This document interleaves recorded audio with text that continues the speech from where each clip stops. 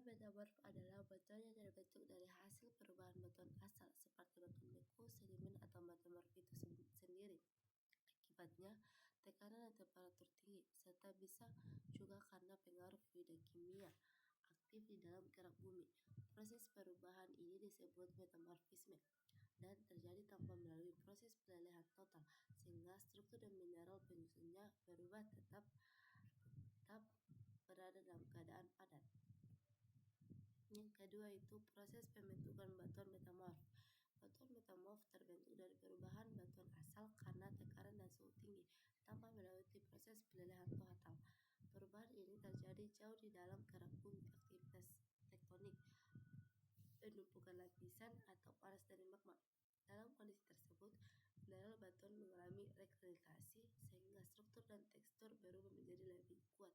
Contoh hasilnya adalah batu kapur menjadi marmer dan shell menjadi slate.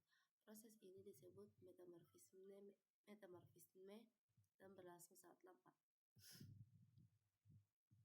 Yang ketiga yaitu tekstur batuan metamorf. Tekstur batuan metamorf adalah kenampakan batuan yang berdasarkan ukuran, bentuk, atau orientasi butir mineral individu penyusun batuan metamorf. Menurut klasifikasi Jackson 1970, tekstur batuan metamorf berdasarkan ketahanan terhadap proses metamorfisme. Tekstur relik atau sisa.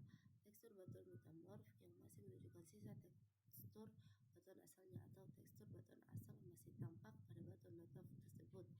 Penampakannya dengan memberi awalan blasto kemudian disambung dengan nama tekstur sisa. Misalnya tekstur blastoporfiritik batuan metamorf yang tekstur kristaloblastik. Setiap tekstur yang terbentuk pada saat metamorfosa penampakannya dengan memberi akhiran plastik diakibatkan oleh memberikan nama tekstur yang terbentuk dari rekristalisasi proses metamorfisme. Misal tekstur porfiriblastik yaitu batuan metamorf yang memperlihatkan tekstur mirip porfiritik pada batuan beku, tapi tekstur ini betul-betul akibat rekristalisasi metamorfisme. Yang kelima yaitu tekstur batuan metamorf berdasarkan bentuk individu kristal. Diblastik atau mineral terbentuk euhedral, hiperoblastik mineral berbentuk subhedral, xenoblastik atau allotriblastik mineralnya berbentuk anhedral. Tekstur batuan metamorf berdasarkan bentuk mineral. Tekstur homeoblastik bila terdiri dari satu tekstur saja yaitu labiloblastik terdiri dari mineral tabular atau pipi. Misalnya mineral mica atau muscovite dan biotit. Nematoblastik terdiri dari mineral prismatik misalnya mineral plagioklas, feldspar, dan piroxen.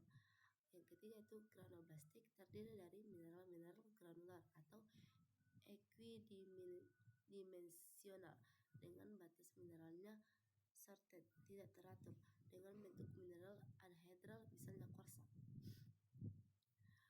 Selanjutnya itu struktur batuan metamorf.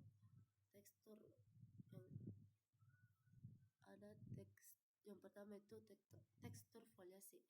Tekstur berfoliasi adalah tekstur batuan metamorf yang memiliki lapisan-lapisan atau garis-garis sejajar. Hal ini terjadi karena tekanan besar dari satu arah sehingga mineral-mineral dalam batuan tersusun rapi mengikuti arah tekanan. Batuan tampak seperti tersusun dari lembaran-lembaran tipis dan mudah dibelah. Ciri-cirinya itu ada pola garis atau lembaran sejajar, terjadi orientasi mineral yang berlapis, umumnya terbentuk dari metamorfosis regional. Contoh slate, platy, sekis, dan gneiss. Yang kedua yaitu tekstur non-foliasi.